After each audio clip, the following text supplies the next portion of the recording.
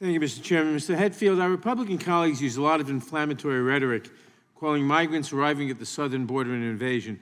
Can you discuss the impact this kind of language has on the work that you and Hires do? Yeah, that's a difficult topic. It's had a significant impact, especially as a Jewish agency. First of all, there's the vilification of undocumented immigrants and asylum seekers, which is having a major impact on the agency, on security issues regarding the agency, and on relationships with the people that we deal with. The vast majority of asylum seekers are coming here because they are fleeing persecution. Many people who come here are not in need of protection, but that's why we need a system that makes that distinction. We don't have one right now.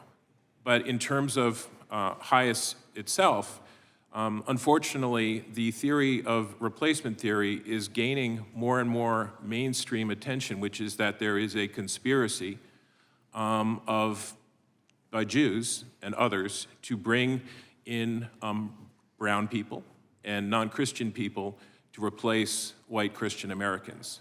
This is becoming a serious problem for us. It's gaining more and more mainstream acceptance, and I'm not really sure what to do with that. Thank you. The United States, along with others in the hemisphere, recently signed the Los Angeles Declaration on Migration and Protection. As part of the declaration, the United States committed to taking 20,000 refugees over the next 2 years from the hemisphere.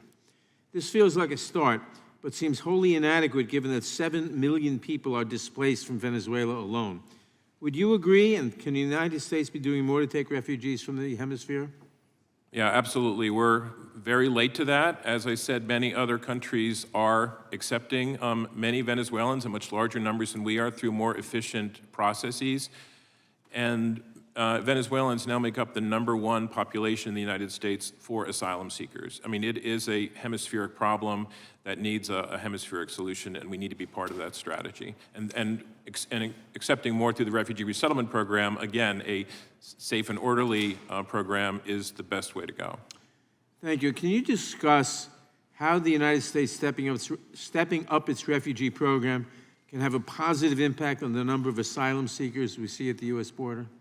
Right. It needs to be done, in conjunction with having an asylum system that gives, that's efficient and that gives responses quickly and makes decisions quickly. But it provides a safe and legal pathway for people who need protection, and therefore discourages them from taking their lives at risk trying to cross the border to get that protection.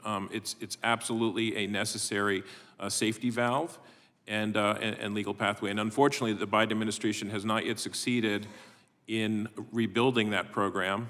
As you know, the refugee resettlement admissions ceiling last year was 125,000, and we fell 100,000 short of that.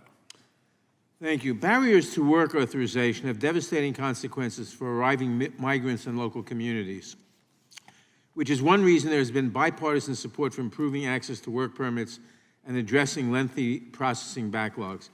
What does Congress and the administration need to do to support local employers and improve access to work authorization? Well, this is a really vexing problem where asylum seekers are not allowed to accept employment, nor are they allowed to receive any assistance while their asylum application is pending for a minimum of 6 months. In many cases, it's much, much longer than that. So basically, they have to find a way to support themselves, and there are no legal means for doing so. So that is a system that is destined to fail. The HR 1325, the Asylum Seeker Work Authorization Act of 2023, does provide a solution. So I would urge that or similar measures be supported. Thank you. My final question is, we heard the story of the person who murdered Mrs. Noble's daughter. Now, this person, I gather, came in as an unaccompanied minor. Has any change been made between the Trump and Biden administrations that would have affected the ability of an unaccompanied minor to come into this country and what he would do afterwards? I mean, many changes have been made by the administration. That the Trump administration was, as you know, pushing minors back at the border.